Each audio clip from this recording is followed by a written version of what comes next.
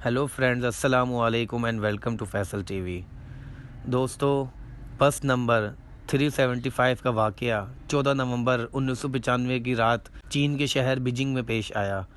इस वाक़ये को the last बस टू फ्रैग्नेंट हिल्स और मिडनाइट बस के नाम से भी जाना जाता है। आज भी चीन में लोग बस नंबर 375 के वाक़ये पे बात करते हुए खौफज़दा हो जाते हैं। नवंबर 1995 की रात को बस नंबर 375 बस युआन मिंग हुआन के 14 बस टर्मिनल से रवाना हुई और इसे जियांगशान शहर फ्रैग्नेंट हिल पहुंचना था। जब बस युआन मिंग हुआन से रवाना हुई तो ये मुसाफिरों से भरी हुई थी। जब लोग मुख्तलिफ बस टर्मिनल्स के करीब पहुंचे तो वो उतर गए। बस नंबर 375 बस अब जियांगशान से तकरीबन 7 स्टेशनों के फासले पर थी। बस खाली थी और तमाम मुसाफिर नीचे उतर गए। बस में सिर्फ एक ड्राइवर और एक खातून कंडक्टर रह गईं। रूट नंबर 375 की बस एक बस टर्मिनल पर रुकती है, जहां से एक जोड़ा, एक बूढ़ी औरत और एक नौजवान लड़का बस में सवार होते हैं। बस में अब 6 अफराद, 4 मुसाफिर और अमले के 2 अफराद सवार थे। बस चलना शुरू हो गई और अब मंजिल से सिर्फ 6 स्टेशन दूर थी। बस में मुकम्मल अमन था। जिस इलाके से बस गुजर रही थी वो भी वीरान था, जिसकी वजह से बस के इंजन की आवाज़ के अलावा कोई और आवाज़ सुनाई नहीं दे रही थी। मंजिल से तकरीबन 4 स्टेशन पहले बस ड्राइवर 2 लोगों को बस स्टॉप पर खड़े देखता है। ड्राइवर को मालूम था कि वो भी मुसाफिर हैं। इसने बस रोक दी। ये मुसाफिर बस के पिछले दरवाजे से दाखिल होते हैं। जब वो बस स्टॉप पर खड़े थे तो वो 2 दिखाई दे रहे थे, लेकिन जब वो बस में दाखिल हुए तो वो 3 अफराद थे। तीसरा शख्स उन दोनों के दरमियान था और ऐसा लगता था कि वो 2 लोग तीसरे का साथ दे रहे हैं। इन तीनों अफराद ने चीन के रिवायती कपड़े पहन रखे थे, क्योंकि इनके चेहरे ठीक से नज़र नहीं आ रहे थे।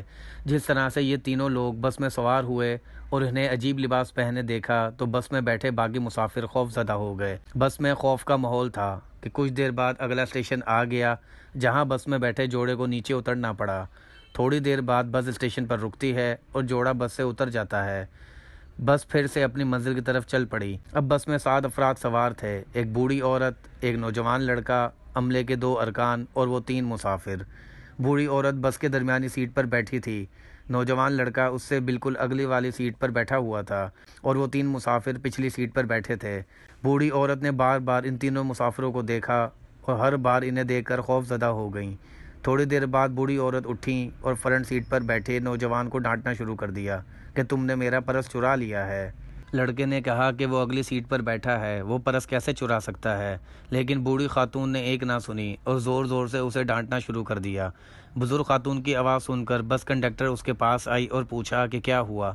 बुज़ुर्ग खातून का कहना है कि उस लड़के ने मेरा पर्स चुराया है। लड़का कहता है कि मैं आपके सामने बैठा हूँ तो मैं इनका पर्स कैसे चुरा सकता हूँ।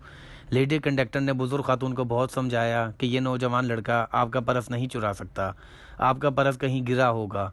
खातून कंडक्टर के बहुत समझाने के बाद भी बूढ़ी खातून नहीं मानती और कहती हैं कि हम दोनों को अगले स्टेशन पर छोड़ दो, मैं इस नौजवान लड़के को थाने लेके जाना चाहती हूँ।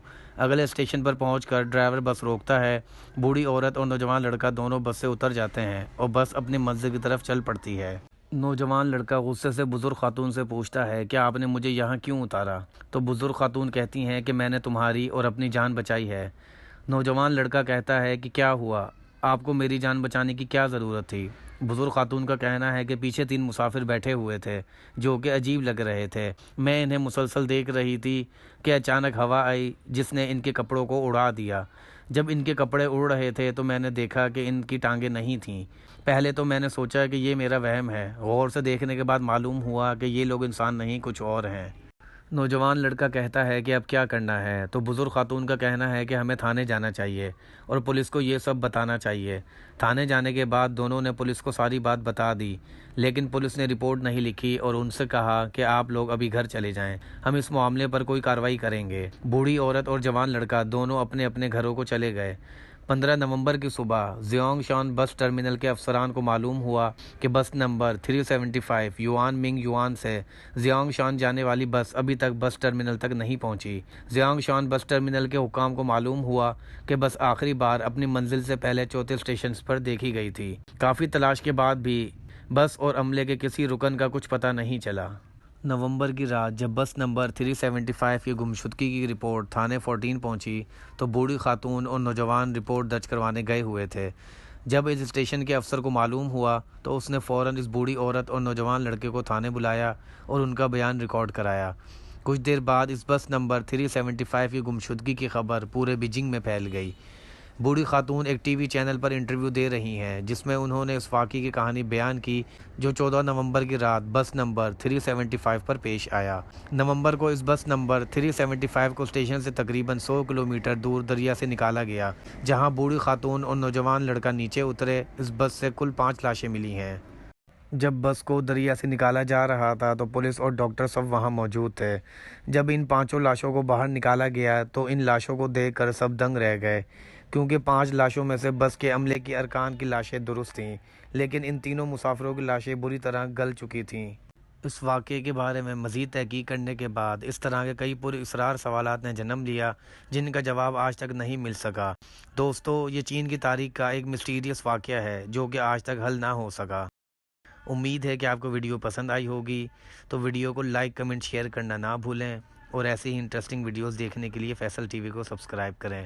اپنا بہت زیادہ خیال رکھیں۔ اللہ حافظ۔